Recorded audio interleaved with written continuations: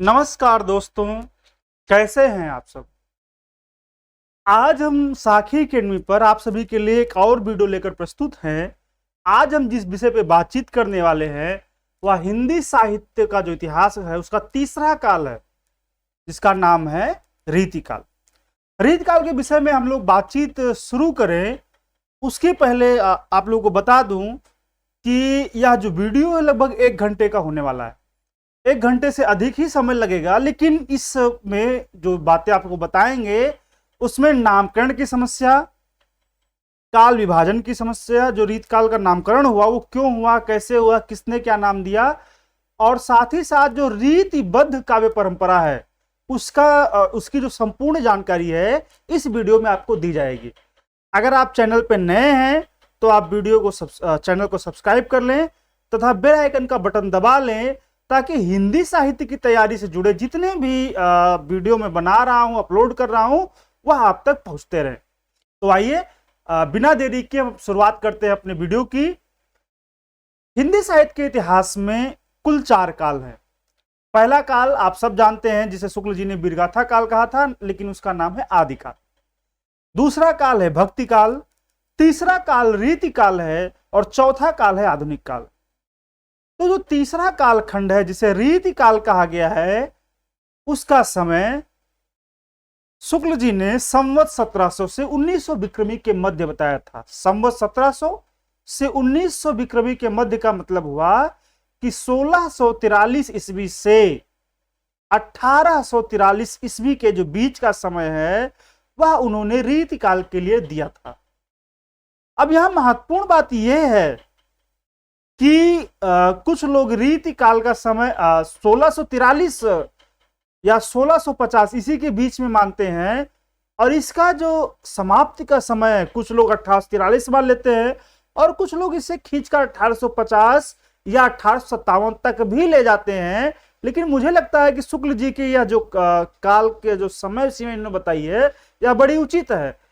जो 1843 के बाद का समय है उसे हम लोग रख सकते हैं कि यह संक्रांति का समय हो सकता है, जब पुरानी प्रवृत्तियां खत्म हो रही थी, नई प्रवृत्तियां उग रही थी।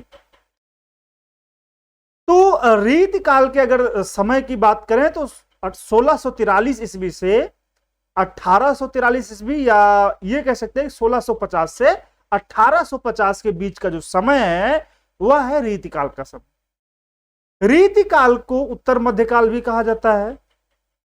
कुछ विद्वानों ने माना कि मध्यकाल का जो समय था वह था आदिकाल के बाद जो समय शुरू हुआ, तो वह पूरा समय जो 1850 के बीच का कालावधि है, यानी कि 1350 से 1850 के बीच का जो समय है वह संपूर्ण कालखंड जो है वह एक प्रकार से मध्यकाल ही है, क्योंकि उस समय जो बोध था वह मध्यकालीन था। मध्यकालीन बोध का मतलब हुआ कि वहां ना तो आधुनिक ज्ञान विज्ञान की दृष्टि थी, वहां अधिकांश चीजें जो प्रेरित थी वह थी धर्म से प्रेरित थी। तो मध्यकाल जो था उस मध्यकाल को, जैसे गणपत चंद्र गुप्त हुए या डॉक्टर धीरेन्द्र वर्मा हुए, उन्होंने संपूर्ण काल को एक ही सीमा में रखा। लेकिन शुक्ल जी ने कहा कि उत्तर मध्यकाल जो है उसे रीति काल कहा जा सकता है। मध्यकाल की जो दूसरी अवस्था है वह रीति काल इसलिए है क्योंकि इस कालखंड में जो ग्रंथ लिखे गए उनमें रीति परंपरा का प्राधान्य देखने को मिलता है। अब रीति का मतलब क्या है? रीति का सामान्य मतलब होता है चलन या परिपाटी। तो इस कालखंड में एक विशेष प्रकार का चलन या विशेष प्रकार की परिपाटी सामने आई, जिसमें लोगों ने काव्य लक्षण लिखना, काव्य लक्षण परक ग्रंथ लिखना, रस या अलंकार निरूपक ग्रंथ लिखना, नायिका भेद परक ग्रंथ लिखना, इस प्रकार के लोगों ने, अधिकांश लोगों ने ग्रंथ लिखे जो कि रीति परंपरा, रीति एक काव्यशास्त्र की परंपरा थी। आपको याद होगा बामन ने इसकी शुरुआत की थी, रीति आत्मा काव्यस्य। तो यह उस रीति जैसी तो नहीं है, लेकिन एक ट्रेंड की मतलब में या एक चलन के रूप में इसे देख सकते हैं कि इस कालखंड के अधिकांश कवियों ने कवि शिक्षा पर ग्रंथ लिखे हैं इसी कारण इस काल का नाम रीतिकाल होना चाहिए। कुछ लोगों ने सवाल किया कि भाई ऐसा अगर करेंगे तो रीतिकाल में ऐसा ही थोड़े है कि सब ने कवि शिक्षा पर ग्रंथ लिखे। ना तो बिहारी ने कवि शिक्षा के लिए कोई ग्रंथ लिखा, घनानंद ने लिखा, बोधा, तमाम व्यक्ति ऐसे हैं जिन्होंने कोई कवि शिक्षा पर ग्रंथ नहीं लिखा, तो उनका तो नाम छूट जाएगा। तो कहा गया कि भाई ऐसे व्यक्ति जिन्होंने कवि शिक्षा पर ग्रंथ भले ना लिखा हो, बिहारी ने तो जो रीत तत्व था उसी का आत्मसात कर लिया था और उसको ध्यान में रखकर काव्य रचा, तो इस लिहाज से भी रीत काल नाम ठीक है। जो जिन्होंने रीत को नहीं धारण किया वह रीत मुक्त हो सकते हैं या उन्हें फुटकल कवियों की श्रेणी में रख सकते हैं। तो यह नाम जो रीति काल नाम था यह आचार्य रामचंद्र शुक्ल ने दिया और उन्होंने ही रीत क्या है इसकी व्याख्या की। दूसरे जो नाम मिला वह मिला अलंकृत काल। यह नाम दिया मिश्र बंधुओं ने। मिश्र बंधुओं के बारे में आप जानते हो कि मिश्र बंधु 3 हैं। अलंकृत काल मानने जो माना वो मिश्र बंधु 3 हैं। अगर इनके नाम जानने चाहो तो पहला नाम है श्याम बिहारी मिश्र, दूसरा सुखदेव बिहारी मिश्र और तीसरे मिश्र विद्वान है गणेश बिहारी मिश्र। तो तीनों मिश्र बंधुओं ने अपने मिश्र बंधु विनोद जिनका ग्रंथ है वहां पर रीति काल का नामकरण अलंकृत काल किया। इनका मानना यह था कि इस काल की जितनी कविता है उसमें अलंकरण की प्रधानता है, सारे कविताओं को अलंकृत कर करके प्रस्तुत किया गया है, इसलिए इस कालखंड का नाम अलंकृत काल ज्यादा बेहतर होगा। तो इन लोगों ने अलंकृत काल नाम दिया। रीति काल नाम शुक्ल जी ने दिया जिसकी चर्चा हम कर चुके हैं। विश्वनाथ प्रसाद मिश्र ने इस कालखंड को श्रृंगार काल कहा। श्रृंगार काल इसलिए इन्होंने कहा क्योंकि इस कालखंड में चाहे जो काव्यधारा रही हो हर जगह श्रृंगार जो रस है उसकी प्रमुखता देखने को मिलती है। चाहे वह रीतिबद्ध कवि रहे हो या रीति सिद्ध कवि रहे हो या रीति मुक्त कवि रहे हो, सबके यहां श्रृंगार जो रस है वह भर भर के है। भक्ति, नीति या वीर रस इस कालखंड में गौड़ है। तो हालांकि इस नामकरण का जो एक हिंट जिसे कह सकते हो वह शुक्ल जी ने दिया था कि इस कालखंड में श्रृंगार तत्वों की बहुलता है। इन्होंने उसी हिंट को ग्रहण कर लिया विश्वनाथ प्रसाद मिश्र जी ने और इस कालखंड का नाम श्रृंगार काल रखा। तो इस नाम में बड़ी अतिव्याप्ति है। अतिव्याप्ति का मतलब हुआ है कि श्रृंगार तत्व अगर हम देखें तो भक्ति काल में प्रबल था, कृष्ण का इतना लीला वर्णन हुआ और श्रम में श्रृंगारिक भावना थी। आधुनिक काल में भी श्रृंगारिक कविताएं बहुत रची गई। तो अगर हम श्रृंगार काल नाम रख देंगे तब तो थोड़ा कंफ्यूजन की स्थिति होगी, इसीलिए इस कालखंड का नाम श्रृंगार काल रखना अधिक उचित नहीं है, रीति काल नाम ही ज्यादा उचित है। एक अन्य विद्वान थे, नाम था डॉक्टर रमाशंकर शुक्ल रसाल। इन्होंने इस काल को कला काल कहा। कला काल कहने का पीछे इनका तर्क था कि इस कालखंड के कवियों ने कविता सचेत रूप में की है, यानी इनकी कविता कोई बाई प्रोडक्ट कविता नहीं है कि इन्होंने जो कविता रची वह बाई प्रोडक्ट हो, बल्कि इन्होंने कला की दृष्टि से काव्य ग्रंथ रचे हैं। ये तो कहे भी हैं कि अब के कभी रिझेन तो कबुताई और ना तो राधिका कन्हाई सुमिरन को बहानो है, यानी इनके ध्यान जो है वो कविता रचने पर था, राधा के इनके सुमिरन पर नहीं था।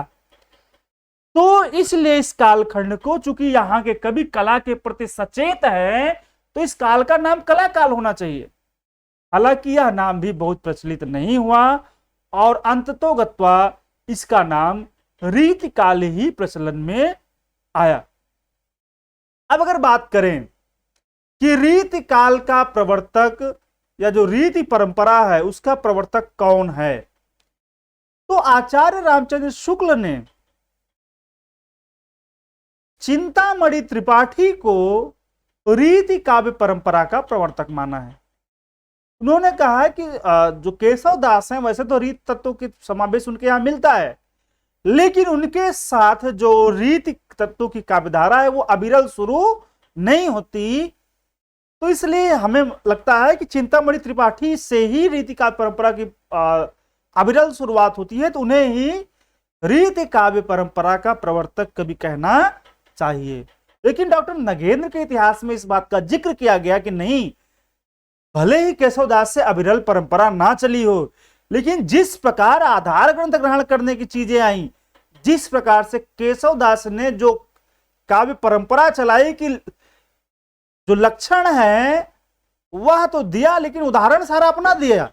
ये परंपरा उन्हीं के अनुसार बाद में भी चलती रही। तो सिर्फ ये देख लेना कि इन्हीं से एकदम अविरल नहीं शुरू होती है, अरे भाई 10-20 साल का गैप है तो इससे कोई बात नहीं है। तो केशवदास को ही रीति काव्य परंपरा का प्रवर्तक मानना चाहिए। कुछ लोगों ने कृपाराम की एक रचना है हित तरंगिणी, वहां से भी रीति तत्वों की शुरुआत मानी है। यानी कि रीति काल के अगर प्रवर्तकों की बात की जाए तो कुछ लोग मानते हैं कृपाराम 1541 ईस्वी में इनका समय है, इन्होंने रचना की हित तरंगिणी, जो कि कालक्रम की दृष्टि से पहली रीति परक रचना है।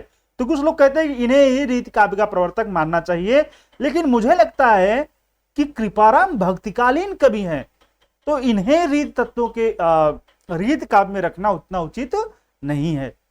दूसरे जो कवि हैं केशवदास, इन्होंने सायास आचार्य होने का प्रमाण दिया तथा रीति तत्वों को लेकर रीतिबद्ध काव्य रचे। इसीलिए मुझे लगता है कि नगेंद्र जी का मत जो है वो मानते हुए केशवदास को ही रीति परंपरा का आचार्य कवि माना जाना चाहिए, और यही मान्य है। इनका समय 1555 से 1617 ईस्वी था। इनकी जो रीति परक रचनाएं उसमें रसिक प्रिया, कवि प्रिया, ये 2 रचनाएं हैं। और जो रचनाकार का व्यक्तित्व है उसकी समृद्धि की दृष्टि से ये पहले रीति कवि हैं। और जो तीसरा नाम चिंतामणि त्रिपाठी का हमने लिया था, उनका समय 1643 ईस्वी के आसपास। उन्होंने रस विलास, श्रृंगार मंजरी और कवि कुल कल्पतरु, ये 3 ग्रंथ रचे हैं। तो इनके यहां से अविरल या अखंड परंपरा चलने की दृष्टि से इन्हें रीत काव्य का प्रणेता मानता, लेकिन जो सर्वमान्य मत है वह है केशवदास का। अगर हम आगे बात करें तो हिंदी काव्य का जो पहला नायिका भेद ग्रंथ लिखा वह है कृपाराम की हित तरंगिणी। हालांकि इससे आगे भी जाया जाए तो एक ग्रंथ और मिलता है बरवै नायिका भेद। बरवै नायिका भेद भी नायिका भेद का वर्णन है, लेकिन वहां उसका लक्षण नहीं दिया गया है, इसलिए वह रीति ग्रंथों में नहीं है। ऐसे ही एक ग्रंथ है सूरदास का साहित्य लहरी, वहां भी अलंकार, छंद इत्यादि की चीजें आती हैं, लेकिन वहां भी रीति ग्रंथों की जो रीत काल की शुरुआत है उसमें उसको उनकी गिनती नहीं होती। तो यह कहा जा सकता है कि हिंदी काव्य शास्त्र का जो प्रथम नायिका भेद का ग्रंथ है वह कृपाराम कृत हित तरंगिणी है। यह ब्रज भाषा में रचित है तथा दोहा जो छंद शैली है उसे अपनाया गया है। डॉक्टर शिव कुमार शर्मा के अनुसार हिंदी जो हित तरंगिणी हिंदी सतसई परंपरा का प्रथम काव्य है। यानी डॉक्टर शिव कुमार मिश्र मानते हैं, डॉक्टर शिव कुमार शर्मा मानते हैं कि हित तरंगिणी जो है वहां से हिंदी सतसई की जो परंपरा है वह शुरुआत होती है। यानी हित तरंगिणी हिंदी सतसई परंपरा का प्रथम ग्रंथ है, ऐसा डॉक्टर शिव कुमार शर्मा मानते हैं। अगला है कि कई शास्त्रीय पक्षों तथा प्रबंध और मुक्तक शैलियों का प्रतिनिधित्व करने के कारण भक्ति से रीति काव्य में रूपांतरण का श्रेय केशवदास को दिया जाता है। वे कालक्रम की दृष्टि से भक्ति काल में है, किंतु प्रवृत्ति की दृष्टि से रीति काल में। आगे बात की जाए तो आचार्य रामचंद्र शुक्ल कहते हैं कि इसमें संदेह नहीं कि काव्य रीति का सम्यक समावेश पहले पहल आचार्य केशव ने ही किया। शुक्ल जी भी ये कहते हैं कि केशवदास ने ही पहली बार हिंदी में सम्यक तरीके से रीति परंपरा का समावेश किया।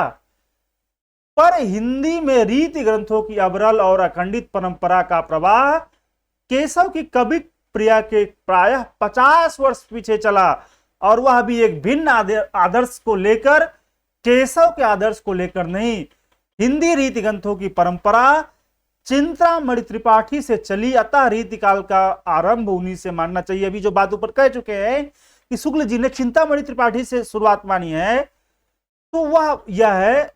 अगर चिंतामणि त्रिपाठी के ग्रंथों की बात करें तो उन्होंने बताया कि काव्य विवेक, कवि कल्पतरु और काव्य प्रकाश शीर्षक से 3 ग्रंथ लिखकर काव्य के सब अंगों का निरूपण किया तथा पिंगल या छंद शास्त्र पर भी एक पुस्तक लिखी है। डॉक्टर रामस्वरूप चतुर्वेदी लिखते हैं कि हिंदी रीत काव्य के विकास में कई चिंतन और कला धाराओं का योगदान देखा जा सकता है। संस्कृत का काव्य शास्त्र, प्राकृत अपभ्रंश की श्रृंगारी और मुक्तक परंपरा, मध्यकालीन हिंदी कृष्ण भक्ति काव्य और उत्तर भारत के मंदिरों तथा दरबारों में विकसित शास्त्रीय संगीत, इन सब का संपर्क रीत काव्य में हुआ है। यानी ये मानते हैं कि रीत काव्य जो है वह एक नितांत नई परंपरा नहीं है, बल्कि जो पहले की चली आई परंपराएं थी उनका एक समायोग है। आगे, अगर रीत काव्य का वर्गीकरण किया जाए तो 2-3 प्रकार से वर्गीकरण है। जो सबसे चर्चित वर्गीकरण है वह है डॉक्टर विश्वनाथ प्रसाद मिश्र का, जिन्होंने रीति काल को 3 भागों में बांटा है: रीतिबद्ध, रीति सिद्ध और रीति मुक्त। यहां पर आप देख सकते हैं कि एक और वर्गीकरण बताया गया कि रीति काल को लोगों ने 2 भागों में बांट दिया। पहला रीतिबद्ध काव्य और दूसरा रीति मुक्त काव्य। एक विभाजन यह भी है, तो जो रीतिबद्ध और रीति मुक्त काव्य नाम से विभाजन करते हैं वह रीतिबद्ध काव्य में पहला रखते हैं लक्षणबद्ध काव्य और दूसरा लक्ष्यबद्ध काव्य। लक्षणबद्ध काव्य कौन सा है? जिसमें रीति का लक्षण भी लिखा गया और उसके आधार पर उसका उदाहरण अपनी कविताओं में कवियों ने दिया है, वह है लक्षणबद्ध काव्य। और दूसरा बताया लक्ष्यबद्ध काव्य, जिससे बिहारी हैं, जिन्होंने न तो अलंकार का न नायिका का किसी का लक्षण नहीं लिखा, लक्षण मतलब परिभाषा नहीं दी है, लेकिन उन्होंने उसको आधार मानकर काव्य रचा है, तो दूसरा हो गया लक्ष्यबद्ध काव्य। ऐसा ही कहा गया रीति मुक्त काव्य। रीति मुक्त में भी एक तो है शुद्ध प्रेम काव्य, जैसे घनानंद है, बोधा है, और इन्हीं में कुछ काव्य से हैं जो रहस्योन्मुख काव्य हैं। तो यह विभाजन पहले प्रकार का है। दूसरा जो सर्वमान्य विभाजन है वह है डॉक्टर विश्वनाथ प्रसाद मिश्र का, जिन्होंने रीति तत्वों को लक्ष्य करके 3 प्रकार से रीति काल का विभाजन किया। उसमें 3 प्रकार के काव्य माने। पहला रीतिबद्ध काव्य, इसके अंतर्गत रीत निरूपण संबंधी रचनाएं सम्मिलित हैं। रीतिबद्ध का मतलब हुआ जिन्होंने आचार्यत्व की परंपरा का निर्वाह करते हुए लक्षण ग्रंथ और उसके उदाहरण में अपनी कविताओं को लिखा, वह ग्रंथ कहलाए रीतिबद्ध ग्रंथ या रीतिबद्ध काव्य। दूसरा है रीति सिद्ध काव्य, इसमें बिहारी आदि कवि सम्मिलित हैं, जिन्होंने रीति तत्वों का लक्षण तो नहीं दिया, लेकिन रीति तत्वों के आधार पर ही अपने काव्य की रचना की है। तो इसमें उन कवियों को सम्मिलित किया था जो रीति तत्वों के आधार पर बिना लक्षण का विवेचन किए रची गई हैं। और तीसरा है रीति मुक्त कवि। वास्तव में ये रोमांटिक कवि थे, इन्होंने रीति की परवाह ना करते हुए स्वयं की प्रेम की जो पीर है उसका वर्णन अपने काव्य में किया है, इसलिए यह रीति तत्वों से मुक्त स्वच्छंद रचनाएं हैं। अब रीति कवियों का अगर वर्गीकरण किया जाए, जैसे हमने रीतिबद्ध कह दिया, अब उन्हीं रीतिबद्ध कवियों का अगर हम वर्गीकरण करें तो उनके 2 भाग आते हैं। पहला भाग है सर्वांग निरूपक कवि, यानी जिन्होंने रीत के सभी तत्वों का निरूपण किया है, वह है सर्वांग निरूपक कवि। और दूसरा है विशिष्टांग निरूपक कवि, जिन्होंने रीति के समस्त तत्वों का विवेचन ना करके एक एक तत्व का विवेचन किया। किसी ने रस ले लिया, तो किसी ने अलंकार ले लिया, तो किसी ने काव्य लक्षण ले लिया, तो किसी ने गुण ले लिया, किसी ने दोष ले लिया, किसी ने छंद ले लिया, किसी ने नायिका भेद ले लिया। रीत काल के सबसे जो चर्चित परंपरा है वह है नायिका भेद की। तो इस प्रकार जिन्होंने एक एक तत्व लेकर उसका विवेचन किया, तो वो तो हुए विशिष्टांग निरूपक कवि।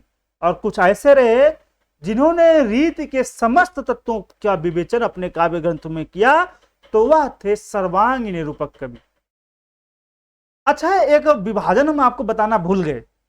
एक अन्य विभाजन है, डॉक्टर बच्चन सिंह ने लिखा हिंदी साहित्य का दूसरा इतिहास। तो वहां पर उन्होंने जो रीति काव्य का विभाजन किया वह दो प्रकार से किया। एक पहला बताया बद्ध रीति और दूसरा मुक्त रीति, यानी उन्होंने जो रीतिबद्ध था उसे कर दिया बद्ध रीति, और दूसरा जो रीति मुक्त था उसे कर दिया मुक्त रीति, नाम उलट दिया। और बद्ध रीति में उन्होंने दो बताए, एक तो कहा काव्य चेतस जिन्होंने काव्य को ध्यान दिया, दूसरा जो है आचार्य कवि थे जिन्होंने अपने आप को कह सकते हैं रीति चेतस, उन्हें कहा कि यह रीति चेतस है जिन्होंने रीति तत्व को ज्यादा ध्यान दिया, और दूसरा काव्य चेतस जिन्होंने काव्य तत्व को ज्यादा ध्यान दिया। मुक्त रीति में उन्होंने जो यहाँ के रीति मुक्त कवि थे उनको स्थान दिया। अब अगर हम सर्वांग निरूपक कवियों की बात करें तो ये वे कवि हैं जिन्होंने काव्य के समस्त अंगों जैसे काव्य लक्षण, काव्य हेतु, काव्य प्रयोजन, काव्य भेद, काव्य की आत्मा, शब्द शक्ति, गुण, दोष, अलंकार, रीति, अलंकार, छंद आदि का प्रणयन अपने ग्रंथों में किया है। अगर सर्वांग निरूपक कवियों की बात की जाए जो आचार्य है उनमें चिंतामणि, कुलपति मिश्र, कुमारमणि, देव बड़े कवि है, सोमनाथ, भिखारी दास, रसिक गोविंद, प्रताप शाही, अमीर दास और ग्वाल।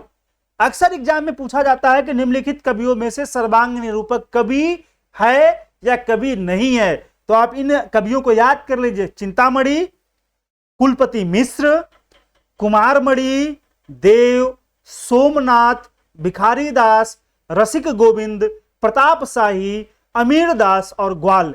ये कवि जो हैं यह सर्वांग निरूपक कवि हैं, यानी इन्होंने रीति के समस्त तत्वों का विवेचन अपने जो लक्षण ग्रंथ है उनमें किया है।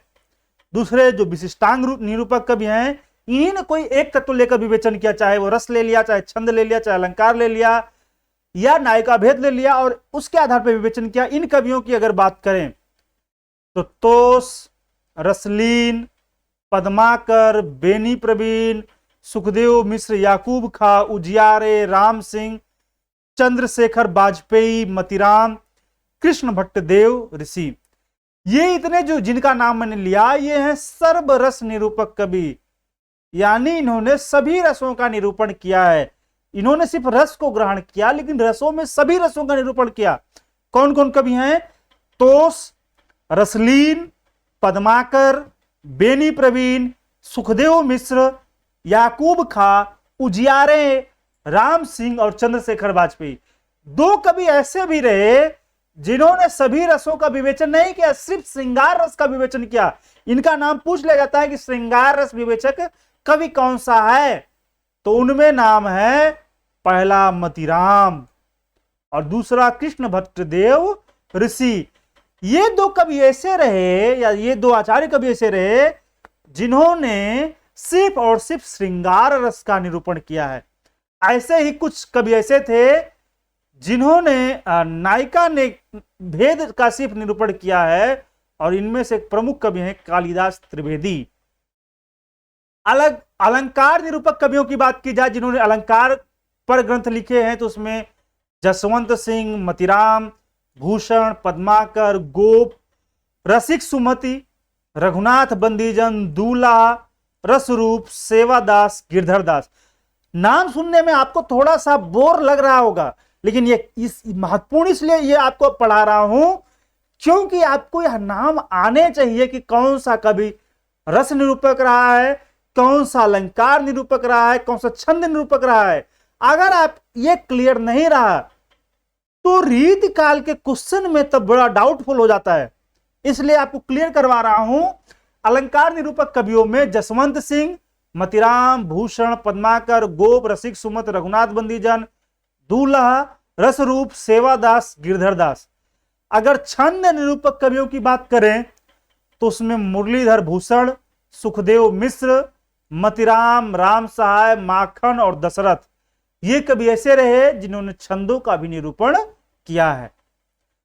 डॉक्टर नगेंद्र के अनुसार रीतिबद्ध जो कवि है उनमें सेनापति। अच्छा, डॉक्टर नगेंद्र की बात आई तो एक बात कहना ही भूल गया, डॉक्टर नगेंद्र ने भी अपने हिंदी साहित्य के इतिहास में रीति काव्य का जो विभाजन है वह 3 प्रकार से किया, जिन्हें विश्वनाथ प्रसाद मिश्र ने रीतिबद्ध कवि कहा था, उसे इन्होंने रीति कवि या आचार्य कवि कह दिया।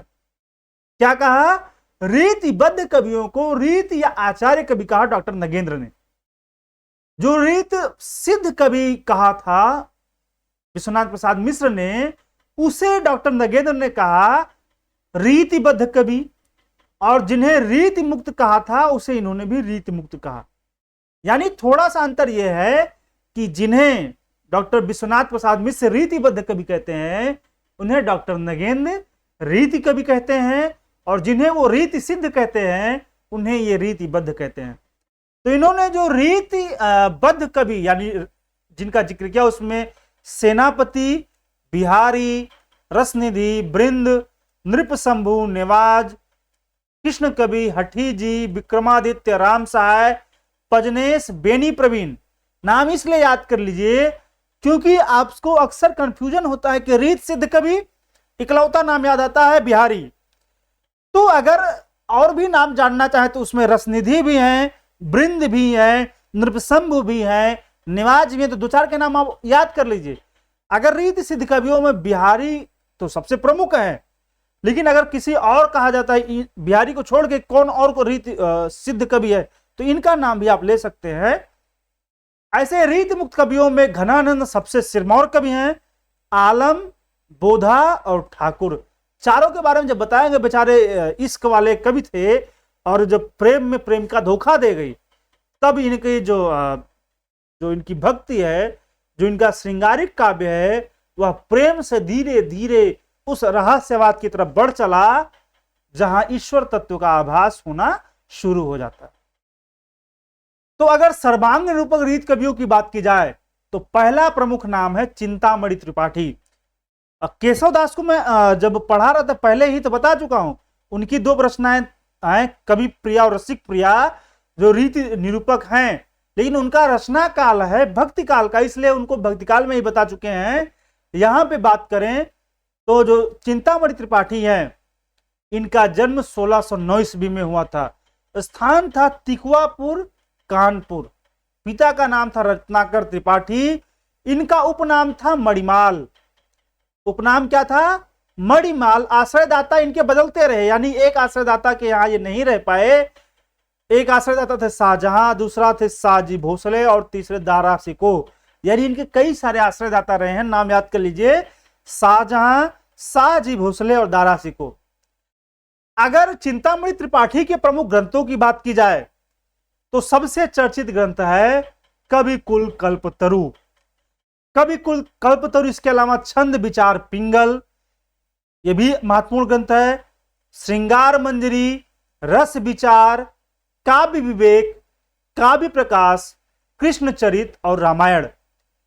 यानी चिंतामणि त्रिपाठी के जो प्रमुख ग्रंथ है उसमें कविकुल कल्पतरु, छंद विचार पिंगल, श्रृंगार मंजरी, रस विचार, काव्य विवेक, काव्य प्रकाश, कृष्ण चरित और रामायण है। चिंतामणि के 2 भाई माने जाते हैं, एक का नाम है मतिराम और दूसरा का भूषण। इन्हें कहा जाता है कि चिंतामणि के सगे भाई थे, और चिंतामणि को आचार्य के रूप में मान्यता इस दृष्टि से विशेष है कि उन्होंने केशव द्वारा अपनाए गए भामा दंडी की जो परंपरा थी उसको छोड़कर मम्मट और विश्वनाथ की परंपरा को अपनाया। यानी केशवदास ने जो अपने लक्षण लिखे थे वह भामा और दंडी का जो काव्य लक्षण था उसके आलोक में लिखे थे, लेकिन चिंतामणि त्रिपाठी ने मम्मट और विश्वनाथ का जो ग्रंथ है, मम्मट ने काव्य प्रकाश ग्रंथ की रचना की है और विश्वनाथ ने साहित्य दर्पण की रचना की है। उनके अलंकार में काव्य लक्षण या अन्य चीजों के जो अलंकार इत्यादि के लक्षण है वह इन ग्रंथों के विवेक में किया है। महत्वपूर्ण चीज यह है कि रीति काल के जितने कवि रहे हैं किसी ने स्वतंत्र नया उद्बोधन करने का प्रयास नहीं किया है। इन सब ने जो है वह संस्कृत के जो आचार्य कवि थे उनके लक्षणों को सिर्फ हिंदी में बदल दिया है, ब्रज भाषा में परिवर्तित कर दिया है, अपने से कोई नवीन लक्षण देने का प्रयास नहीं किया है। अगली चीज यह है कि जो बाकायदा आचार्य कवि थे उन्होंने तो सही सही लक्षण दिए हैं, लेकिन कुछ ऐसे टूटपुंजिए कवि भी थे जो सिर्फ जिनका काम था कविता लिखना, लेकिन उस काल की परंपरा को देखते हुए उन्होंने क्या किया कि लक्षण लिख दिया, उनके अधकचरे लक्षण भी है, तो अभी आगे भी उनका जिक्र करेंगे। फिलहाल ये जो इनकी रीत परंपरा, इन्होंने मम्मट और विश्वनाथ की परंपरा ग्रहण की, जिसे बाद के आचार्यों ने भी उसका पालन किया। कुछ आलोचकों ने चिंतामणि को रीति काव्य का आदि आचार्य घोषित किया। शुक्ल जी का नाम बता ही चुका हूं। चिंतामणि के एक और भाई का नाम मिलता है जिनका नाम है जटाशंकर। शिव सिंह सेंगर में लिखा है कि ये बहुत शिव सिंह सेंगर का एक ग्रंथ है शिव सिंह सरोज, वहां पर लिखा गया है कि ये बहुत दिनों तक नागपुर में सूर्यवंशी राजा शाहजी भोसले मकरंद शाह के यहां रहे थे और उन्हीं के नाम पर छंद विचार पिंगल का बहुत भारी ग्रंथ बनाया। यह जो लिखा है यह शिव सिंह सेंगर के शिव सिंह सरोज में लिखा गया है। आचार्य शुक्ल ने चिंतामणि के 5 ग्रंथों का जिक्र किया है, जिनमें है छंद विचार पिंगल, कवि कुल कल्पतरु, काव्य प्रकाश, रामायण तथा कवित्त रामायण। इन 5 ग्रंथों का उल्लेख शुक्ल जी ने किया है। शुक्ल जी ने चिंतामणि के कितने ग्रंथों का उल्लेख किया है? तो उत्तर है 5 ग्रंथों का। कौन कौन से ग्रंथ हैं? छंद विचार पिंगल, कवि कुल कल्पतरु, काव्य प्रकाश, रामायण, कवित्त रामायण। शुक्ल जी के अनुसार यह रुद्र शाह सोलंकी, शाहजहां तथा जैनदी अहमद, ये 3 व्यक्ति हैं जिन्होंने इन्हें बहुत सारा धन दिया था। डॉक्टर नगेंद्र ने चिंतामणि के 9 ग्रंथों का जिक्र किया है। पहला रसविलास, दूसरा कृष्णचरित, तीसरा छंद विचार पिंगल, चौथा कवि कल्पतरु, 5वां श्रृंगार मंजरी, 6ठा काव्य विवेक, 7वां काव्य प्रकाश, 8वां कवित्त विचार और 9वां रामायण। तो डॉक्टर नगेंद्र ने इनके कुल 9 ग्रंथ बताए हैं। कौन कौन से? रसविलास, कृष्णचरित, छंद विचार पिंगल, कवि कुल कल्पतरु, श्रृंगार मंजरी, काव्य विवेक, काव्य प्रकाश, कवित्त विचार और रामायण। ये 9 ग्रंथ चिंतामणि के हैं। इनका जो चिंतामणि का जो कवि कुल कल्पतरु ग्रंथ है, यह इसमें 1133 पद्य है तथा यह 8 प्रकरणों में विभाजित है। इनका दूसरा ग्रंथ एक है कृष्णचरित प्रबंध काव्य, एक ग्रंथ इनका यह भी है। इसमें इन्होंने चिंतामणि केशव के पश्चात पहले कवि हैं जिन्होंने भाषा को नियमानुसार व्यवहृत किया है। नियमानुसार व्यवहृत करने का मतलब है कि भाषा के जो सिद्धांत है, जो व्याकरण है, उसके हिसाब से भाषा का प्रयोग किया है। नहीं तो रीति काल में भी आगे ऐसे कवि भी आएंगे जिन्होंने रीति अपने कविता को कहने के लिए जो भाषा का व्याकरण था उसके साथ छेड़छाड़ किया और शब्दों को तोड़ मरोड़ के रखा है। इनकी शुक्ल जी कहते हैं कि इनकी काव्य भाषा विशुद्ध ब्रज भाषा है जिसमें लालित्य और सानुप्रास की योजना देखने को मिलती है। अगर इनकी प्रमुख पंक्तियों की बात करें तो रीति सुभाषा कविता कवित की वर्णत बुध अनुसार कविकुल कल्पतरु में इन्होंने कहा है। और यह बड़ा चर्चित पंक्ति है इनकी, यह एग्जाम में आती है कि रीति सुभाषा कवित की वर्णत बुध अनुसार। किसकी पंक्तियां हैं? तो यह पंक्तियां हैं चिंतामणि त्रिपाठी की। दूसरी ये भी थोड़ी श्रृंगारिक पंक्ति है और यह भी बड़ी चर्चित है कि आखिन मूंद बिके मिस आनी अचानक पीठी उरोज लगावे और केहू कहूं मुस्काए चितो अगराय अनुपम अंग दिखावे ना छुई छलछो छतियां हंस भौं चढ़ाए आनंद बढ़ावे जोवन के मदमत्त तिया हित सो पति को नित चित्त चुरावे। यह इनकी दूसरी चर्चित लाइन है, थोड़ी श्रृंगारिक ज्यादा है। आगे है कि ये उघारत है जिन्हें जे परे मोहि मधो दधि के जल फेरे। ये भी एग्जाम में खूब आता है कि ये उघारत है जिन्हें जे परे मोह महो दधि के जल फेरे। अगली पंक्ति है एक आजू में कुंदन बेली लखी मणि मंदिर की रुचिवृंद भरे अरविंद के पल्लव इंदु तहा अरविंद ते मकरंद झरे। यह भी इनकी चर्चित पंक्ति है।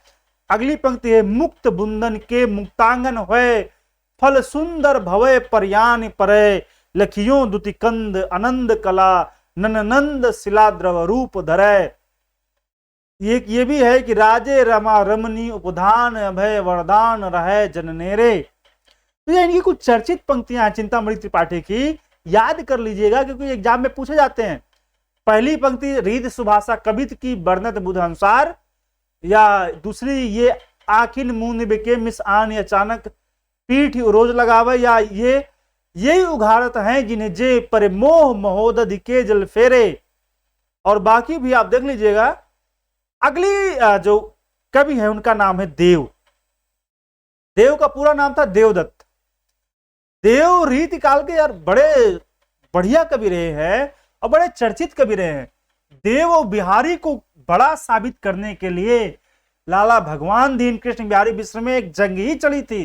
जब हिंदी आलोचना पे बातचीत करेंगे तो उस जंग के बारे में आपको बताएंगे। लेकिन रीत काल के दो कवियों में बड़ी जंग थी।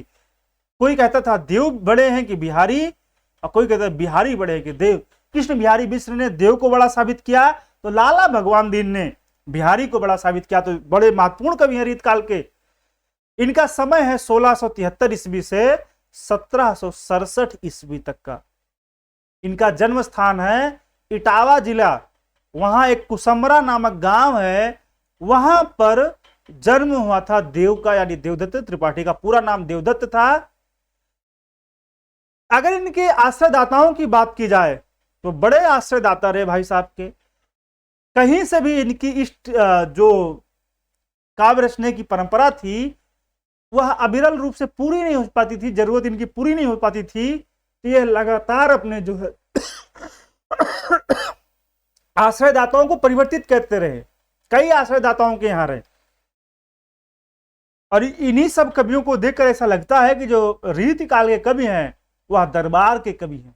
अधिकांश कवि जो थे वह राजाओं के आश्रय में रहते थे, और राजाओं के आश्रय में रहने के कारण इनके यहाँ रीति तत्व ज्यादा प्रबल हो गया, क्योंकि राजा को इन्हें कविता सुनानी होती थी, और कविता सुनाने के बदले धन प्राप्त करना होता था।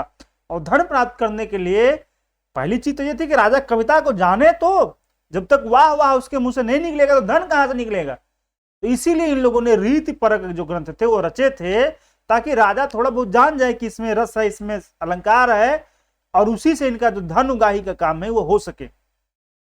तो इनके प्रमुख आश्रयदाताओं में थे आजम शाह, भवानी दत्त वैश्य, राजा कुशल सिंह, सेठ भोगीलाल, राजा उद्योत सिंह, सुजान मणि, अली अकबर खां। अभी आप लोगों को एक प्रैक्टिस सेट की सीरीज भी शुरू करवाई गई है साकी एकेडमी पर, आप वहां देख सकते हैं। अभी इन सब पे क्वेश्चन वहां पूछे जाएंगे। तो और जो भी टीजीटी पीजीटी या नेट जेआरएफ के एग्जाम है वहां भी ये क्वेश्चन पूछे जाते हैं कि देव के आश्रयदाता नहीं रहे हैं या देव के आश्रयदाता है। चूंकि कई सारे आश्रयदाता हैं तो इसलिए ज्यादातर सवाल आता है कि नहीं रहे हैं, तो उसमें किसी एक फालतू वाले व्यक्ति का नाम दे देंगे, बाकी इनमें से 3 दे देंगे ऑप्शन। अब आपको ढूंढना रहेगा, तो इसलिए ध्यान से देख लीजिए। आजम शाह, भवानी दत्त वैश्य, राजा कुशल सिंह, सेठ भोगीलाल, राजा उद्योत सिंह, सुजान मणि, अली अकबर खां, ये हैं इनके आश्रयदाता। अगर देव के ग्रंथों की बात की जाए तो बड़ा चर्चित ग्रंथ है भाव विलास, भवानी विलास, जाति विलास, कुशल विलास, रस विलास, यानी 5 विलास पर ग्रंथ लिखे हैं। नाम में विलास है, भाव विलास, भवानी विलास, जाति विलास, कुशल विलास और रस विलास। इसके अलावा देव चरित, देव माया प्रपंच, देव शतक, ये तीनों ग्रंथों में इनका नाम ही मिल जाता है, याद करना आसान है। और दूसरे प्रकार जो ग्रंथ है उसमें विलास है। इसके अलावा प्रेम चंद्रिका एक अन्य ग्रंथ है, केशव की रामचंद्रिका और देव की प्रेम चंद्रिका। ऐसे ही एक है ग्रंथ प्रेम तरंग, अष्टयाम, सुजान विनोद, यह चर्चित रचना इनकी, ये भी याद कर लीजिए। सुजान विनोद ये भी चर्चित है। काव्य रसायन, जिसे शब्द रसायन भी कहा जाता है। राग रत्नाकर, सुख सागर तरंग। इनकी महत्वपूर्ण प्रवृत्ति क्या है कि सभी रचनाएं या पूरी तरह मौलिक नहीं लिखते थे। 2-4 रचनाएं तो ओरिजिनल हैं, बाकी रचनाओं में जब आश्रयदाता बदलते थे तो दो चार इस रचना से, दो चार दूसरी रचना से, और जो कविताएं थी, जो लक्षण थे, बटोर के एक नया ग्रंथ तैयार कर देते थे। लेकिन नाम याद करना पड़ेगा। तो प्रमुख इनके जो ग्रंथ है उनमें भाव विलास, भवानी विलास, जाति विलास, कुशल विलास, रस विलास, देवचरित, देव माया प्रपंच, देव शतक, प्रेम चंद्रिका, प्रेम तरंग, अष्टयाम, सुजान विनोद, काव्य रसायन जिसे शब्द रसायन भी कहा जाता है, राग रत्नाकर और सुख सागर तरंग, यह इनके प्रमुख ग्रंथ हैं। अगर इन्होंने कुछ ग्रंथ अपने आश्रयदाताओं को समर्पित करके लिखे थे, तो जिन आश्रयदाताओं को जो ग्रंथ समर्पित किया था उनका यहां जिक्र कर ले। तो पहले आश्रयदाता थे आलम शाह, जो औरंगजेब के पुत्र थे, दिल्ली के थे। समर्पित ग्रंथ का विशेष नाम नहीं पता चलता। दूसरे आश्रयदाता थे कुशल सिंह, फफूंद रियासत के थे। इनके लिए इन्होंने कुशल विलास नामक ग्रंथ लिखा था। यह जो कुशल विलास नामक ग्रंथ था, यह फफूंद रियासत के राजा कुशल सिंह को समर्पित था। भवानी विलास जो ग्रंथ था वह भवानी दत्त वैश्य जो को समर्पित था, जो चरखापति नरेश के भतीजे थे, उन्हें समर्पित था। उद्योत सिंह के लिए इन्होंने, इटावा के ड्योरिया नरेश थे उद्योत सिंह, उनके लिए प्रेम चंद्रिका की रचना की। सुजान मणि जो दिल्ली के रईस थे, इन्होंने अपना शरण दिया था, उनके लिए सुजान विनोद ग्रंथ की रचना की। अली अकबर खां जो पिहानी नरेश थे, उनके लिए सुख सागर तरंग ग्रंथ की रचना की। और सेठ भोगीलाल के लिए रस विलास नामक ग्रंथ को तथा जाति विलास में समाविष्ट करके समर्पित किया था। सेठ भोगीलाल ही इनके यहाँ ही लंबे समय टिके, तो इन्होंने इन कवियों के अगर बात की जाए, इन आश्रयदाताओं को लेकर इनको समर्पित करके ये सारे ग्रंथ रचे हैं। आगे बढ़े तो देव जो है वह मूलतः श्रृंगार रस के कवि हैं। ये आचार्य और कवि दोनों रूपों में हमारे सामने आते हैं, यानी देव आचार्य भी हैं और देव कवि भी हैं, और रीति काल के सबसे बड़े कवियों में इनका नाम शुमार है। डॉक्टर विश्वनाथ त्रिपाठी ने देव को आचार्य नहीं मूलतः कवि माना है। यानी अगर कोई सवाल आता है कि देव को मूलतः कवि किस विद्वान ने माना है, तो वह नाम है डॉक्टर विश्वनाथ त्रिपाठी का। देव के लिखे कुल 72 ग्रंथ बताए जाते हैं। ऊपर इनके प्रमुख ग्रंथों का जिक्र कर चुके हैं, किंतु वर्तमान में 15 ग्रंथ उपलब्ध हैं। आचार्य शुक्ल ने देव द्वारा रचित 23 ग्रंथों का उल्लेख किया है। 14 आलोच्य ग्रंथ यानी यहां पर जो है, और एक ग्रंथ है देव माया प्रपंच को छोड़कर देश जो शेष 10 ग्रंथ है उनका विवरण यहां दिया गया है। यानी कि देव के ग्रंथों की बड़ी संख्या है, लेकिन ऊपर जिन ग्रंथों को पढ़ाया, ये भाव विलास, भवानी विलास, जाति विलास, कुशल विलास, रस विलास, देवचरित, देव माया प्रपंच, देव शतक, प्रेम चंद्रिका, प्रेम तरंग, अष्टयाम, सुजान विनोद, काव्य रसायन, राग रत्नाकर, सुख सागर, ये प्रमुख हैं। लेकिन इसके अलावा भी कुछ ग्रंथ हैं, जैसे वृक्ष विलास, पावस विलास, ब्रह्म दर्शन 25, तत्व दर्शन 25, आत्म दर्शन 25, जग दर्शन 25, रसानंद लहरी, प्रेम दीपिका और नक्सिक। शिव सिंह सेगर ने देव के ग्रंथों की संख्या 72 बताई थी, तो उसमें 11 जो जोड़ा था उसमें सबसे महत्वपूर्ण है देव माया प्रपंच। ये भी एग्जाम में पूछा जाता है, एक नाटक है। देव की जो पहली रचना मानी गई है वह भाव विलास है, जो उन्होंने पहली बार आजम शाह को सुनाया था। सुख सागर तरंग ग्रंथ में अनेक ग्रंथों को, कवित्वों को संग्रह कर दिया गया है। जो पहले ही बताया कि कट पेस्ट में ये विद्वान बड़े माहिर थे। राग रत्नाकर ग्रंथ में अनेक राग रागनियों के स्वरूप का वर्णन है। अष्टयाम नाम से ही पता है कि नायक नायिका के 8 प्रहरों का जो विलास है उसका वर्णन है। देव शतक इनकी अध्यात्म संबंधी रचना है। देव चरित्र में कृष्ण के जीवन का वर्णन है या प्रबंध काव्य है। देव माया प्रपंच नाट्य ग्रंथ है। जाति विलास, रस विलास तथा सुख सागर तरंग यह नायिका भेद संबंधी ग्रंथ हैं। यानी अगर सवाल पूछ लिया जाए कि नायिका भेद संबंधी ग्रंथ कौन सा है देव का, तो उसमें जाति विलास, रस विलास तथा सुख सागर तरंग के नाम आते हैं। कहा जाता है कि सुख सागर तरंग देव का अंतिम लक्षण ग्रंथ है। डॉक्टर नगेंद्र के अनुसार इसे नायिका भेद का एक विश्वकोश समझना चाहिए। काव्य रसायन या शब्द रसायन एवं देव माया प्रपंच नाटक ग्रंथ को देव ने किसी आश्रयदाता को समर्पित नहीं किया है। यानी अगर यह कहा जाए कि देव ने अपने किस ग्रंथ को किसी भी आश्रयदाता को समर्पित नहीं किया है, तो वह है काव्य रसायन तथा देव माया प्रपंच। काव्य रसायन देव का सर्वांग निरूपक ग्रंथ है। यह ग्रंथ 11 प्रकाशों में विभक्त है, जिसमें श्रृंगार रस को रसराज कहा गया है।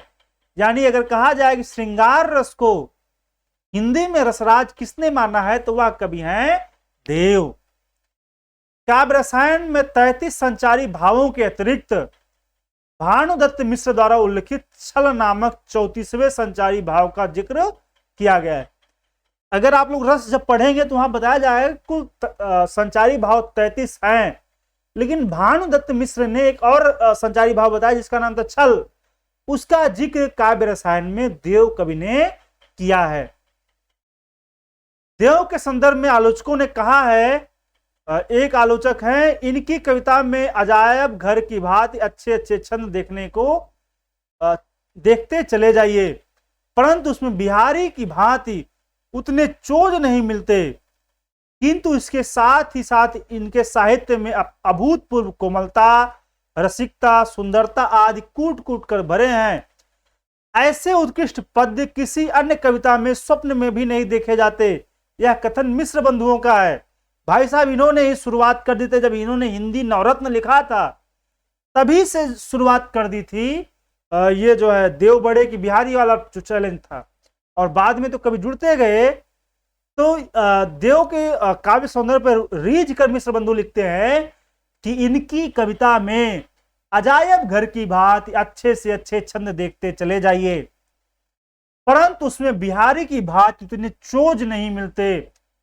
चोज यानी कि जो तमाम प्रकार के विन्यास हैं वो नहीं देखने को मिलते, किंतु इनके काव्य में अभूतपूर्व कोमलता, रसिकता, सुंदरता है।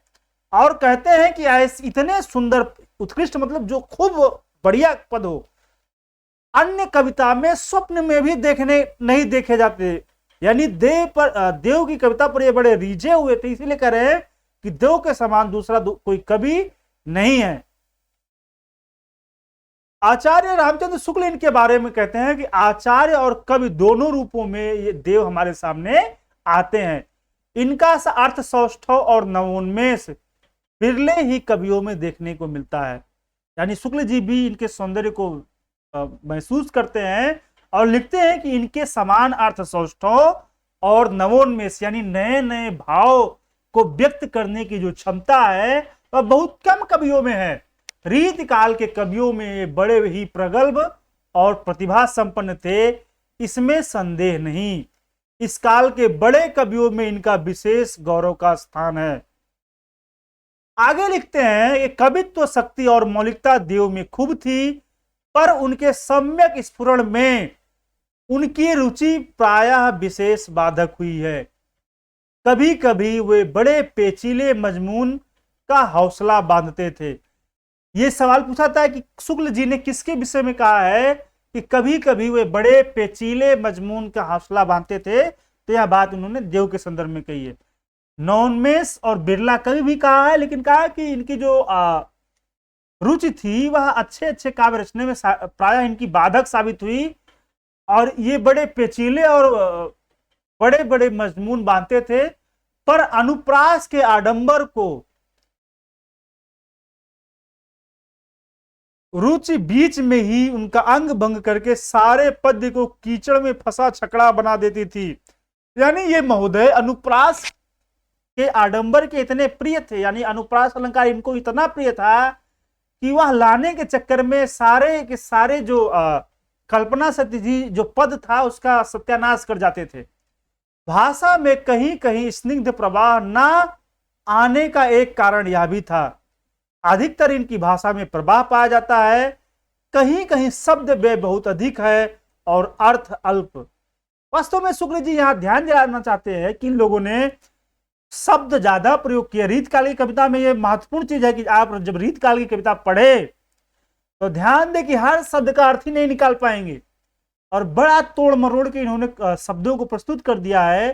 तो बहुत बार कविता का अर्थ बहुत छोटा सा है और उसके लिए शब्द बहुत ज्यादा प्रयोग किए हैं, यह शुक्ल जी देव की कविता में इंगित करते हैं। डॉक्टर विश्वनाथ त्रिपाठी देव के बारे में लिखते हैं कि देव में उत्कृष्ट बिंब विधान पाया जाता है। देव काव्य कला के कुशल कवि हैं, किंतु चमत्कार या काव्य रूढ़ियों के कारण रचना करने की प्रवृत्ति उनमें बिहारी की अपेक्षा कम है। इसीलिए उनमें चमत्कार करने की अपेक्षा रमाने की प्रवृत्ति अधिक है। यह लिखते हैं डॉक्टर विश्वनाथ त्रिपाठी देव के बारे में कि देव में चमत्कार की प्रवृत्ति कम और रमाने की प्रवृत्ति अधिक है। रमाना यानी अपने भावों में तल्लीन कर लेना, और चमत्कार यानी किसी को आश्चर्यचकित कर देना। तो देव के यहां चमत्कार कम और रमाने की प्रवृत्ति अधिक है, या डॉक्टर विश्वनाथ त्रिपाठी लिखते हैं। देव पर लिखी गई पुस्तक में एक पुस्तक है देव और बिहारी, जिसमें पंडित कृष्ण बिहारी मिश्र ने लिखा है, और बिहारी और देव लाला भगवान दीन ने लिखा है। एक अन्य ग्रंथ की बात कर चुके हैं, हिंदी नवरत्न, जिसमें भी देव को सबसे बड़ा कवि साबित करने का प्रयास किया है, वह मिश्र बंधुओं ने लिखा है। अब अगर बात की जाए इनकी प्रमुख पंक्तियां की, तो पहली सबसे चर्चित पंक्ति यह है कि अभिधा उत्तम काव्य है मध्य लक्षणाहीन, और अधम व्यंजना रस कुटिल उल्टी कहात नवीन। इन्होंने अभिधा को सर्वोत्तम काव्य कहा है।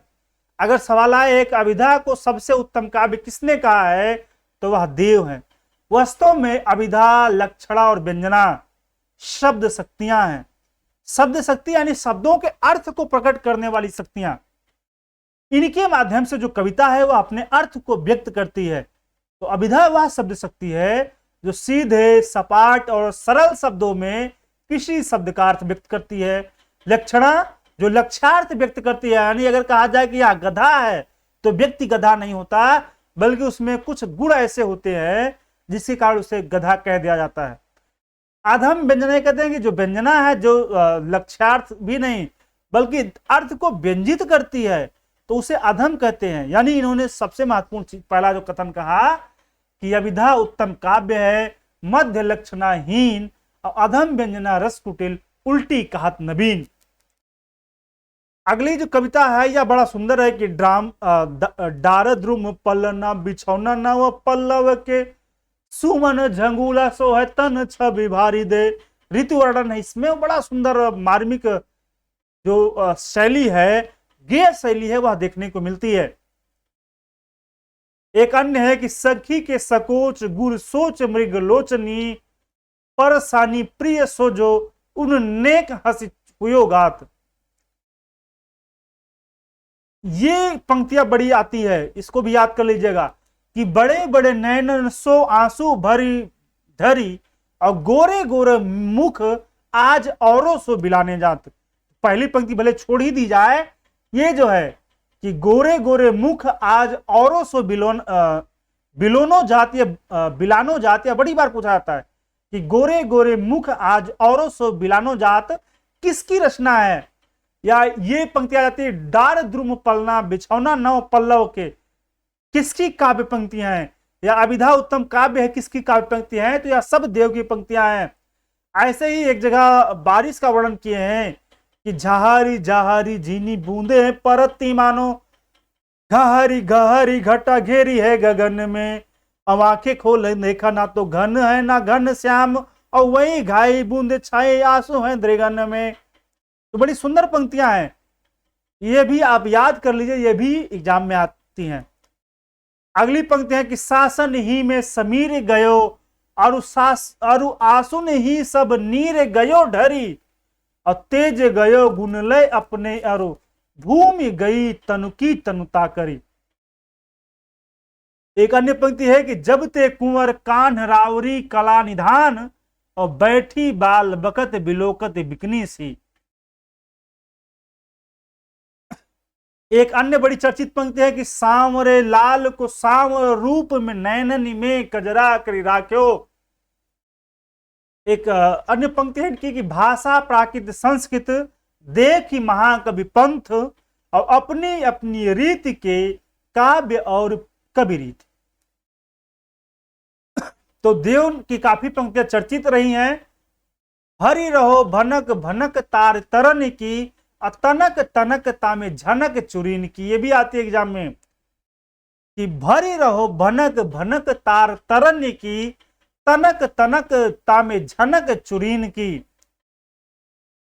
ऐसे ही एक पंक्ति है कि हाँ ही ब्रज वृंदावन मोहि में बसत सदा, जमुना तरंग श्याम रंग अवलीन की। अन्य पंक्ति है कि लय मखतूल गुहे गहने, रस मूरत वंत सिंगारी के चाक्यो। ये पंक्तियां भी बड़ी चर्चित हैं कि बेगी ही बूढ़ी गई पखियां, अखियां मधु की मखियां भई मेरी। ऐसी एक पंक्ति है कि साथ में राखिबो नाथ, उन्हें हम हाथ में चाहत चार चुरिए। एक अन्य पंक्ति है कि प्रेम तो कहात ठाकुर ऐठो सुन, बैठो गाड़ गई रे तो पैठो प्रेम सर में। ये भी चर्चित पंक्ति है कि राव रे रूप भरे अखियान, भरे सो उनरे सुधरे परे। ये पंक्ति है कि बानी के सार बखान्यो सिंगारे के सार किशोर किशोरी। अगले कवि जिनकी हम चर्चा करने वाले हैं वह भिखारी दास।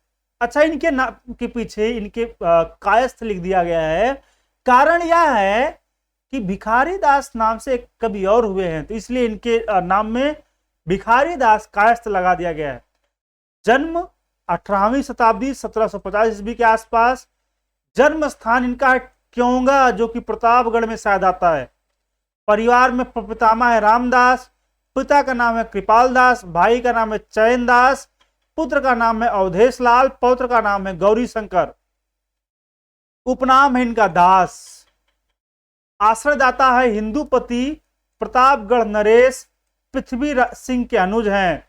हिंदूपति इनके आश्रयदाता हैं।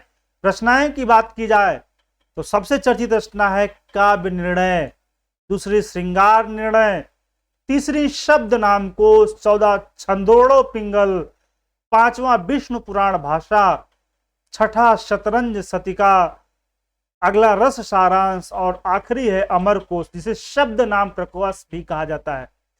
तो प्रमुख ग्रंथों की बात की जाए अगर भिखारी दास के, तो काव्य निर्णय, श्रृंगार निर्णय, शब्द नाम कोश, छंदोड़ो पिंगल, विष्णु पुराण भाषा, शतरंज सतिका, रस सारांश, अमर कोश, ये इनके प्रमुख ग्रंथ हैं। भिखारी दास की जो गणना है वह रीति काल के अंतिम प्रसिद्ध आचार्य के रूप में की जाती है।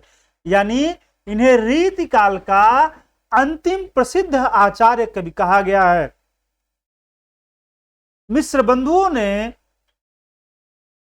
बंधु विनोद में रीत काल को अलंकृत नाम देते हुए दो भागों में बांटा। पहला पूर्व अलंकृत काल, दूसरा उत्तर अलंकृत काल। तथा पूर्व अलंकृत काल का जो सबसे बड़ा कवि था वह चिंतामणि को माना, तो उत्तर अलंकृत काल का सबसे बड़ा कवि आचार्य भिखारी दास को। आचार्य रामचंद्र शुक्ल ने भी भिखारी दास के 9 काव्यों का वर्णन किया है, जिसका ऊपर ही नाम दे चुके हैं। रस सारांश, काव्य निर्णय, छंदोड़ो पिंगल, श्रृंगार निर्णय, या जो भिखारी के ग्रंथ हैं यह काव्यांग विवेचन संबंधी ग्रंथ हैं। श्रृंगार निर्णय में आप खुद ही समझ चुके होंगे, श्रृंगार विषयक सामग्री है। काव्य निर्णय में इनका जो है काव्य विवेचन जो है, जो काव्य शास्त्र का विवेचन है वह सर्वांगीण दृश्य से प्रस्तुत है, जिसमें ध्वनि, रस, अलंकार, गुणीभूत व्यंग्य, गुण, दोष, तुक आदि सभी का विवेचन है। जो इनका काव्य निर्णय ग्रंथ है वह 25 उल्लासों में विभक्त है। कितने उल्लासों में? 25। इसकी रचना हिंदूपति सिंह के नाम पर की गई है। छंदो वर्ण पिंगल छंद शास्त्र संबंधी ग्रंथ है। इनका एक अन्य ग्रंथ है शतरंज सतिका, जिसमें इन्होंने शतरंज खेल के बारे में वर्णन किया है।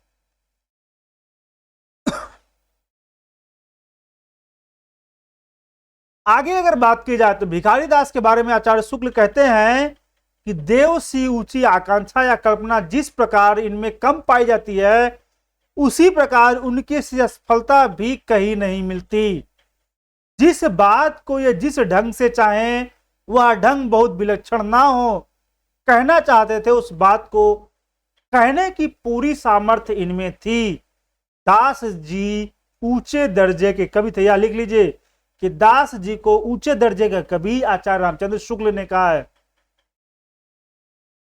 अच्छा, रीति काल के कवि ईश्वर को मानते थे या कविता करना उनका पहला वो था? वो इनकी एक लाइन ये जो है कि आगे के सुकवि रीझ हैं तो कविताई, और न तो राधिका कन्हई सुमिरन को बहानो है।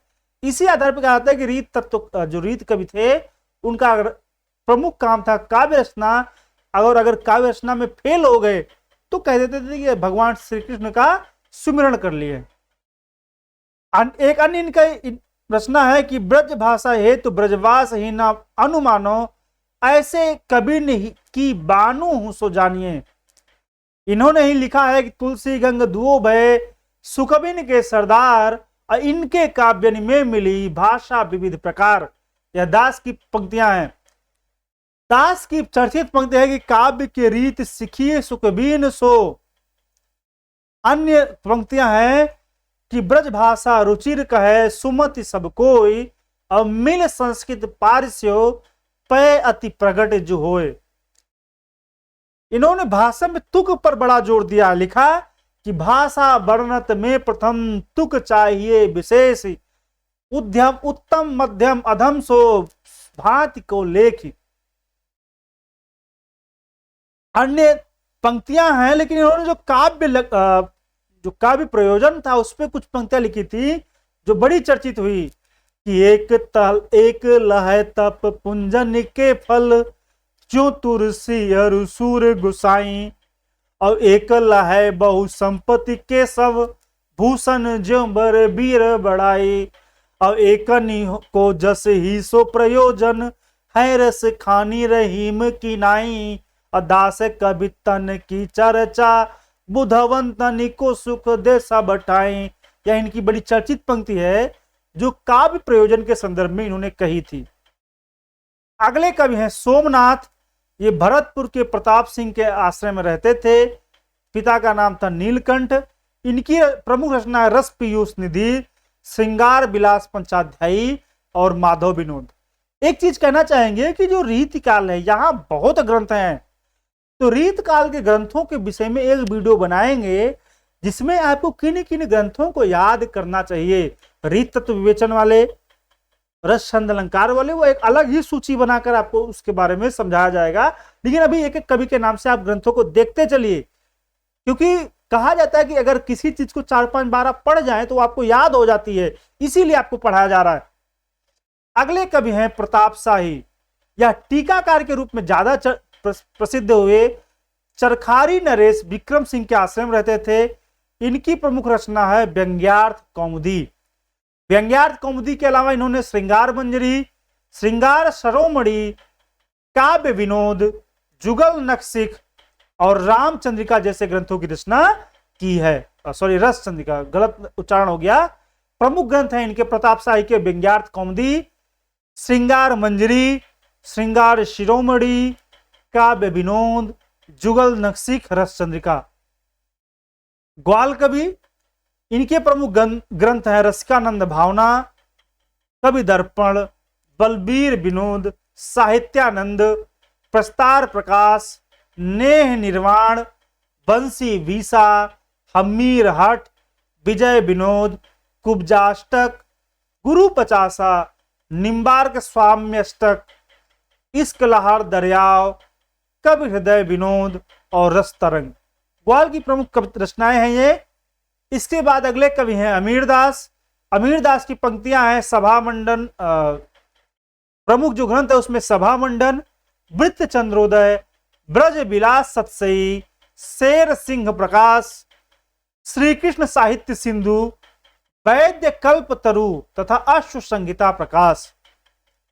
अगले जिस कवि की हम बात करने वाले हैं वो है कुलपति मिश्र। कहा जाता है कि यह बिहारी के भांजे थे। इनका जन्म आगरा में हुआ था। पिता का नाम था परशुराम मिश्र। जयपुर के राजा राम सिंह इनके आश्रयदाता थे। अगर कुलपति के प्रमुख ग्रंथों की बात की जाए तो सबसे चर्चित ग्रंथ है इनका रस रहस्य। इसके अलावा संग्राम सागर तथा दुर्गा भक्ति चंद्रिका इनके अन्य ग्रंथ हैं। शुक्ल जी ने इनके 4 और ग्रंथ बताए हैं, जिसमें रस रहस्य, द्रोण पर्व, मुक्ति तरंगड़ी और नक्सिक, इसका भी उल्लेख किया है। पंक्तियां ज्यादा पूछी नहीं जाती, लेकिन एक पंक्ति है कि ऐसी ये कुंज छवि बनी छवि पुंज रहे अली गुंजन यो शुक्ली जय, और नयन विशाल हिये बनमाल बिलोकत रूप सुधा भर पीजय, जामिन जाम की कौन कहे जुग जात न जानिए ज्यो छिन छीजय, आनंद में उमगोई रहे मोहन को मुख छवि देख बे कीजे। कुमारमणि एक अन्य आचार्य कवि जिनका ग्रंथ है रसिक रंजन और रसिक रसाल। अब आगे बढ़े तो सर्वरस निरूपक कवियों पे जिक्र करेंगे। तो सर्वरस निरूपक कवियों की अगर बात की जाए तो इसमें जो पहले कवि हैं उनका नाम है पद्माकर। पद्माकर भट्ट कहे जाते हैं। जन्म स्थान था 1753 ईस्वी। उत्तर प्रदेश के बांदा जिले में जन्म हुआ था। मृत्यु हुई 1833 ईस्वी। स्थान है कानपुर के गंगा तट पर। ये कवीश्वर की वंश परंपरा में थे। पिता का नाम था मोहनलाल भट्ट। मूल नाम इनका था पद्माकर भट्ट का प्यारे लाल। इनके भी बहुत सारे आश्रयदाता रहे, यानी आश्रयदाता इनके भी बदलते रहे, जिनमें रघुनाथ रावप्पा, महाराज जैतपुर, अर्जुन नोने सिंह, पारीक्षित, अनूप गिरी गोसाई जिनका उपनाम था हिम्मत बहादुर, रघुनाथ राव, प्रताप सिंह, हिंदुपति सिंह, भीम सिंह और दौलत राय सिंधिया। एग्जाम में पूछे जाते हैं कि पद्माकर भट्ट के जो आश्रयदाता थे कौन थे, तो उसमें अगर इनमें से किसी का भी नाम है तो आप मान सकते हैं कि उनके आश्रयदाता थे रघुनाथ रावप्पा, महाराज जैतपुर, अर्जुन नोने सिंह, पारीक्षित, अनूप गिरी गोसाई जिनका उपनाम था हिम्मत बहादुर, रघुनाथ राव, प्रताप सिंह, हिंदुपति सिंह, भीम सिंह, दौलत राय सिंधिया। अगर इनके प्रमुख ग्रंथों की बात करें पद्माकर के प्रमुख ग्रंथ, तो पहला ग्रंथ है हिम्मत बहादुर बिरदावली, जो कि इन्होंने अनूप गिरी गोसाई के लिए लिखा था, हिम्मत बहादुर बिरदावली। दूसरा ग्रंथ है पद्माभरण। तीसरा है जगत विनोद, प्रबोध पचासा, गंगा लहरी, प्रताप सिंह बिरदावली, कली पच्चीसी और राम रसायन के प्रमुख ग्रंथ हैं। क्या क्या? तो हिम्मत बहादुर बिरदावली, पद्माभरण, जगत विनोद, प्रबोध पचासा, गंगा लहरी, प्रताप सिंह बिरदावली, कली पच्चीसी और राम रसायन। अगर पद्माकर के आश्रयदाताओं की बात की जाए तो रघुनाथ रावप्पा नागपुर के राजा थे, हिंदुपति सिंह पन्ना राजा थे, प्रताप सिंह के पुत्र जय या जगत सिंह जयपुर के राजा थे, जिनके लिए इन्होंने लिखी प्रताप सिंह बिरदावली तथा जगत विनोद। नोने अर्जुन सिंह जिनका नाम था हिम्मत बहादुर, वे सुगरा अवध के नवाब थे, इनके आश्रय में लिखा हिम्मत बहादुर बिरदावली। भीम सिंह उदयपुर के राजा थे। दौलत राव सिंधिया ग्वालियर के राजा थे, जिनके आश्रय में अली जाह प्रकाश अथवा अली जाह सागर नामक ग्रंथ की रचना की थी। आगे पद्माकर रीत काल के अंतिम प्रसिद्ध कवि है। इनमें श्रृंगार, भक्ति और वीर रस की त्रिवेणी समाहित होती है, यानी 3 रस इनमें है, श्रृंगार रस, भक्ति रस और वीर रस। कहा जाता है यह तैलंग ब्राह्मण थे तथा जयपुर के महाराज प्रताप सिंह ने पद्माकर को कवि शिरोमणि की उपाधि दी थी। हिम्मत बहादुर बिरदावली में सवाई महाराज प्रताप सिंह के यश का वर्णन है। इनके संपूर्ण साहित्य को 3 भागों में बांटा जा सकता है। पहला प्रशस्ति काव्य, दूसरा भक्ति काव्य और तीसरा रीति काव्य। जो पद्माकर ने संपूर्ण काव्य लिखे वो 3 भागों में बंट सकते हैं, प्रशस्ति काव्य, भक्ति काव्य और रीति काव्य। रामायण के आधार पर इन्होंने दोहा चौपाई शैली में राम रसायन नामक एक चरित काव्य ग्रंथ की रचना की है, किंतु बहुत सफल नहीं है। कुष्ठ रोग से ग्रस्त होने पर इन्होंने प्रबोध पचासा नामक एक ग्रंथ रचा, ये हिंदी साहित्य में 50 शैली के प्रवर्तक माने जाते हैं और कानपुर के गंगा तट पर इन्होंने कुष्ठ रोग के निवारण के लिए एक अन्य ग्रंथ गंगा लहरी की रचना की थी। पद्माकर के पद्माभरण और जगत विनोद जो ग्रंथ है ये रीत ग्रंथ है। जगत विनोद में पद्माकर ने जयपुर नरेश जगत सिंह के नाम पर 1811 ईस्वी में 6 प्रकरणों में विभाजित करके 731 छंद में इस ग्रंथ की रचना की थी। यानी कि जगत विनोद की रचना जगत सिंह के नाम पर हुई है, 6 प्रकरणों में विभक्त है तथा 731 छंद जगत विनोद में है। इस ग्रंथ में पद्माकर ने श्रृंगार रस को श्रेष्ठ रस मानते हुए नायक नायिका भेद के साथ उसका विस्तृत वर्णन किया है। आचार्य रामचंद्र शुक्ल जगत विनोद को श्रृंगार रस का सार ग्रंथ मानते हैं। मतिराम को रसराज के समकक्ष माना जाता है। यह मतिराम के ग्रंथ है रसराज, तो इनका जो जगत विनोद ग्रंथ है वह मतिराम के रसराज के समकक्ष माना जाता है। पद्माकर ने संस्कृत आचार्य भानुदत्त मिश्र द्वारा विवेचित त्रिंभा नामक एक सात्विक भाव है उसका भी उल्लेख किया है।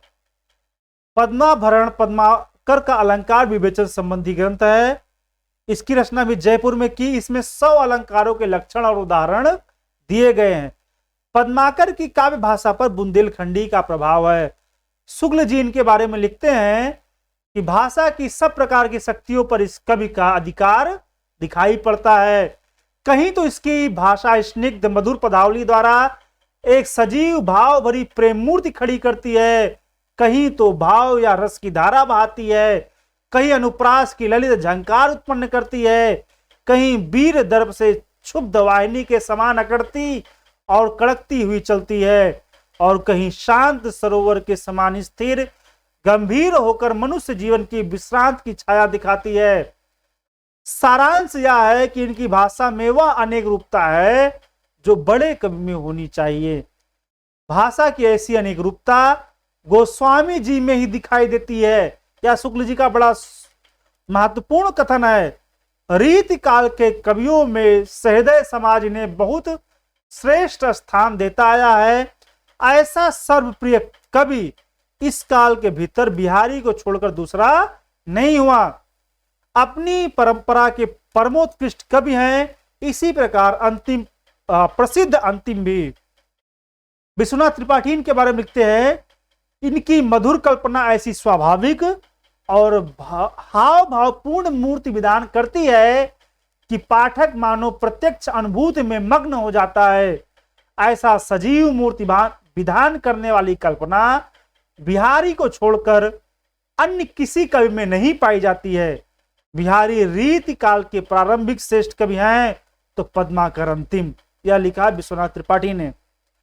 पद्माकर की सबसे चर्चित जो पंक्ति है वह ये है कि फागु के भीरे अभीरन में गही गोविंद ले भीतरी ले गए अगोरी, अभाई करी मन की पद्माकर ऊपर नाई अबीर की झोरी, और छीने पीतंबर कमर ते सुविधा दई मीड़ी कपोल नरोरी, और नैन नचाए कही मुसुकाए लला फिर आई यो खेलन होरी। ये बड़ी चर्चित पंक्ति है।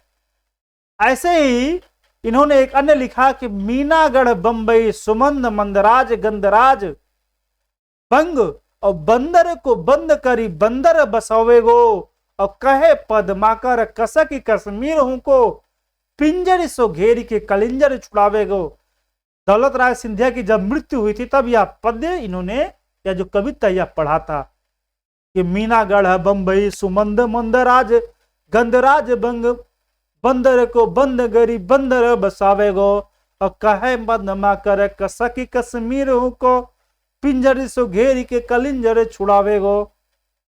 एक अन्य पंक्ति है कि एक पग भीतर और एक देहरी पर धरे, एक कर कज एक कर है किवार पर। एक ये बड़ी चर्चित पंक्ति है और इनकी कि और रस और रीति और रंग और तन और मन और वन हो गए। आगे अगर बढ़े तो मुझे लगता है कि आगे की जो चर्चा है, आज का वीडियो पर्याप्त बड़ा हो चुका है, तो शेष जो रीति निरूपक कवि हैं इनकी चर्चा हम अगले वीडियो में करेंगे, जो कि रीत काल के जो रीतिबद्ध कवि पार्ट 2 आएगा उसमें। तो आज के लिए धन्यवाद। अगर अब तक आपने हमारे चैनल को सब्सक्राइब नहीं किया है तो आग्रह है कि चैनल को सब्सक्राइब कर लें। धन्यवाद।